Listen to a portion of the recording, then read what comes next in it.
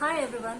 बरसात का सीजन आ चुका है, यानी कि मॉनसून आ चुका है और बहुत अच्छे नज़ारे हरियाली लेकर आया है, लेकिन साथ में लाया है चिपचिपाहट और स्किन प्रॉब्लम्स। जी हाँ, तो आज मैं बात कर रही हूँ स्किन केयर रूटीन के बारे में कि मॉनसून में हमारा क्या स्किन केयर रूटीन हम फॉलो करें जिससे हमारी स्किन हेल्दी रहे और हम चिपचिपाहट से और इसके मॉनसून के साइड इफेक्ट से हम बच सकें।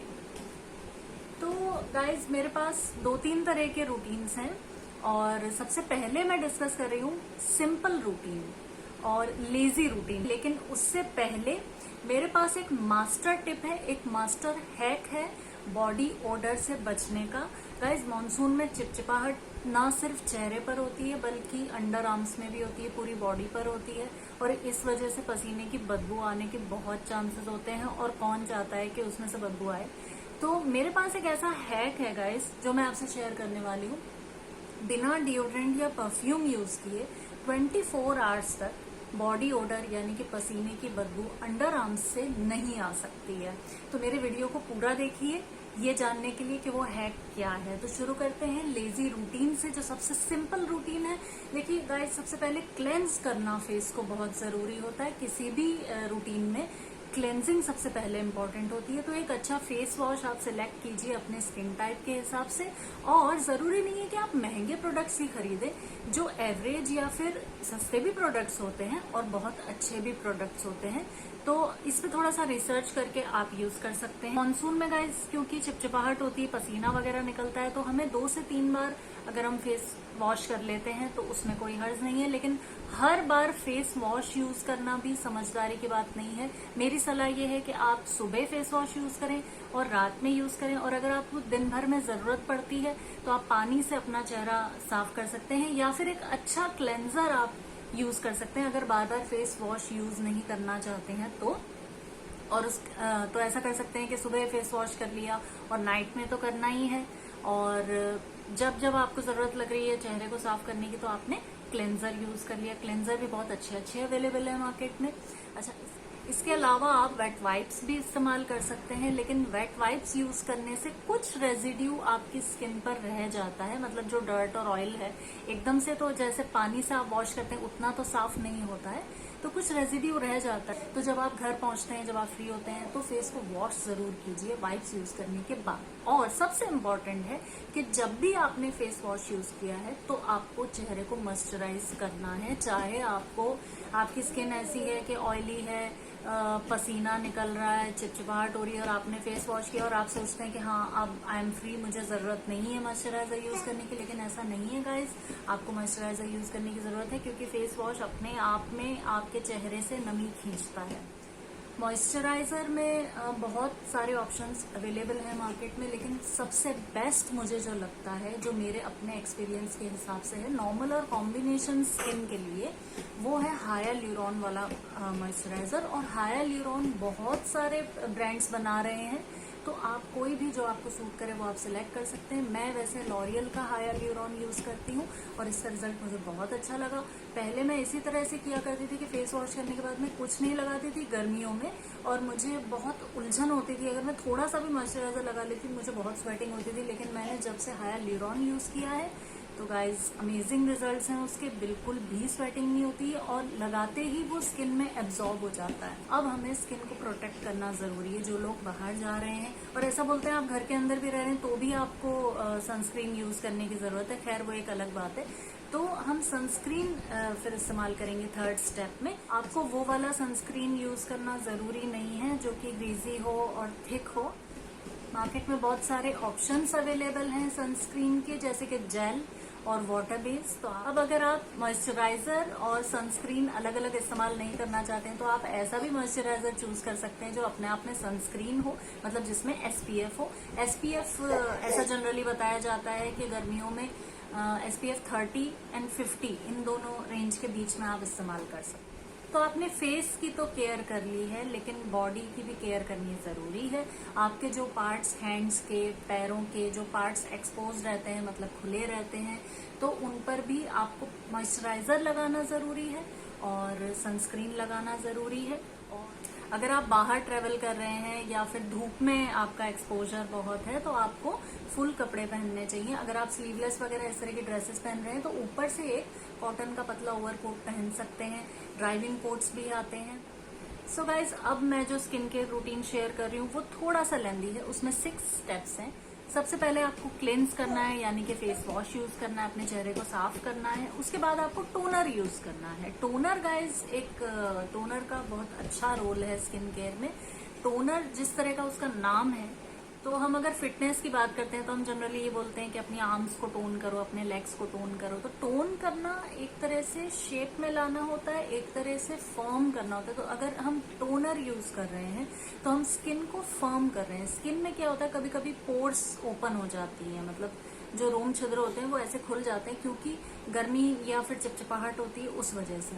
तो टोनर जो है उनको बैलेंस करता है और आपके चेहरे को टोन भी करता है। इसके साथ में वो आपकी स्किन को रिफ्रेश करता है, एक फ्रेश लुक देता है। और आप टोनर बहुत सारे मार्केट में अवेलेबल हैं, लेकिन अगर आपको बहुत कॉम्प्लिकेटेड लग रहा है ये सब, तो फिर आप गुलाब जल यूज कर सकते हैं। वो एक नेचुरल टोनर है। और मुझे पर्सनली स्प्रे वाले टोनर अच्छे लगते हैं क्योंकि इस तरह से जब आप स्प्रे करते हैं फेस पर तो काफी रिफ्रेश्ड फील होता है। टोनर यूज करने के बाद फिर से मॉइस्चराइजर यूज करना जरूरी है। इसके बाद जो लोग अंडर आई क्रीम लगाते हैं तो अंडर आई क्रीम जो डे के लिए होती है आप जरूर लगा सकते हैं। अंडर आई क्रीम्स जनरली जो आंखों के नीचे अगर डार्क सर्कल हैं या फिर झुर्रियां हैं उनको रिलीफ देने के लिए लगाई जाती है, या फिर इसलिए भी लगाई जाती है कि उन झुर्रियों से या डार्क सर्कल से बचा जा सके, या फिर आपको एक रिफ्रेश लुक मिले। अब नेक्स्ट स्टेप आता है सनस्क्रीन लगाने का। अगेन, अब last but not the least, body care. तो अगेन आपने मॉइस्चराइजर फेस पे यूज किया है, वो बॉडी पर भी यूज करना है और सनस्क्रीन भी बॉडी पर यूज करना है। और जो एक्सपोज पार्ट है आपके बॉडी के उनको कवर अप करना मत भूलिए। सो गाइज, अब तक जो हमने डिस्कस किया, एक लेजी रूटीन और एक लेंदी रूटीन, तो ये वीकडेज के लिए अच्छा है। जनरली हमारी लाइफ वीकडेज और वीकेंड्स पर ही डिवाइडेड रहती है। जो लोग जॉब करते हैं या फिर कॉलेज जाते हैं, जनरली सभी लोगों का ऐसा ही रूटीन होता है।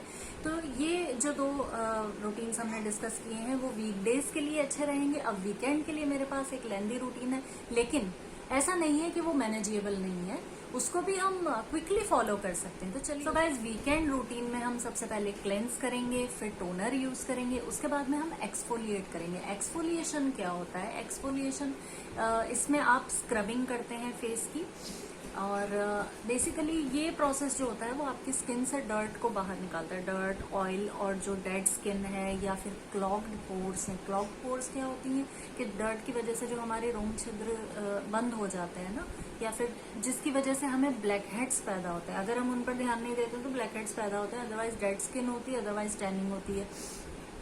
तो इन सब चीजों को क्योर करने के लिए आप स्क्रब यूज करते हैं। एक्सफोलिएशन के बाद में सबसे जरूरी है मास्क लगाना। और वो क्यों जरूरी है, स्टेप को कभी आपको मिस नहीं करना है। क्यों जरूरी है मास्क लगाना? क्योंकि जब आप एक्सफोलिएट करते हैं स्किन, एक्सफोलिएट करने का मतलब ही ये है कि अब आपके पोर्स खुल गए हैं, ठीक है। तो अब अगर आप मास्क यूज नहीं करेंगे तो वापस से वो पोर्स टाइट नहीं होंगे और स्किन लूज भी हो सकती है, या फिर जो खुले हुए पोर्स हैं उनमें डर्ट भी जा सकती है। तो आपको मास्क यूज करना है। और एक अच्छा मास्क आपकी स्किन को फर्म बनाता है, यंग बनाता है, उसको नरिशमेंट देता है, मॉइस्चराइजेशन देता है, और बहुत सारे उसके फायदे हैं। तो जरूर मास्क को यूज कीजिए। मास्क में भी क्रीम बेस्ड मास्क आते हैं, जेल बेस्ड मास्क आते हैं, आजकल शीट मास्क भी आते हैं, और शीट मास्क मैंने यूज किए हैं। शीट मास्क का रिजल्ट भी बहुत अच्छा रहता है। मैं शीट मास्क को न सिर्फ अपने फेस पर यूज करती हूँ, मतलब फेस पे उसमें इतना अच्छी क्वांटिटी आती है और रीजनेबल प्राइस में।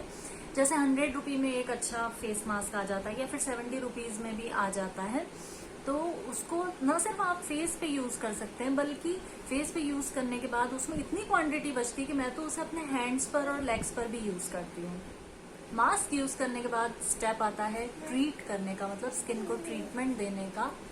आजकल मार्केट में सिरम अवेलेबल है स्किन के लिए, उसे यूज करना काफी फायदेमंद भी होता है। तो एक पॉकेट फ्रेंडली सिरम आप यूज कर सकते हैं, और अगर चाहें तो इस स्टेप को मिस भी कर सकते हैं। इसके बाद अच्छी तरह से अपनी स्किन को और अपनी बॉडी को मॉइस्चराइज कीजिए। फिर स्टेप आता है आई केयर का। अगर आप अंडर आई क्रीम या सिरम यूज करते हैं तो आप उसे जरूर यूज कीजिए। उसके बाद में स्टेप आता है प्रोटेक्ट करने का, यानी कि सनस्क्रीन यूज करने का। तो अगेन फेस पे और बॉडी पे आप सनस्क्रीन यूज कीजिए। अच्छा, सनस्क्रीन का एक फायदा मैंने और देखा है कि वो आपको गोरा बनाता है। मतलब मुझे नहीं पता कितने लोगों के साथ ये हुआ है, लेकिन मैंने सनस्क्रीन यूज किया तो वो मुझे फेयर कर देता है। तो इसी के साथ में हमारा ये लेंदी रूटीन खत्म होता है। और एक और इम्पॉर्टेंट चीज मैं आपको बताना चाहूंगी कि वीकेंड्स में गाइज मिस आउट मत कीजिए। एक बहुत इम्पॉर्टेंट स्टेप है कि आप जब शावर ले रहे हैं तो आप एक अच्छा बॉडी स्क्रब या फिर बॉडी पॉलिश यूज कर सकते हैं। और बहुत सारे ऑप्शंस अवेलेबल है मार्केट में बॉडी स्क्रब के लिए भी, और काफी रीजनेबल, काफी सस्ते भी हैं। आप ऑनलाइन भी इसे चेकआउट कर सकते हैं। तो अपनी स्किन टाइप के हिसाब से आप बॉडी स्क्रब चूज कर सकते हैं। और बॉडी स्क्रबिंग के बाद आप मॉइस्चराइज करेंगे बॉडी को, तो कंप्लीट बॉडी केयर हो जाएगी। सो गाइज, अब बारी आती बॉडी ओडर हैक की। फिटकरी जो आसानी से कहीं भी मिल जाती, उसे हमें नहाने के बाद में इस्तेमाल करना है अंडर आर्म्स पर। उसको रब करना है, मतलब अगर वो आसानी से रब नहीं हो पा रही तो आप उसे गीला करेंगे तो वो स्मूथ हो जाएगी, और उसे रब करना है। और इसके बाद में आपको फिर से अंडर आर्म्स को धोना नहीं है, पानी नहीं लगाना है, और ऐसे ही छोड़ दीजिए।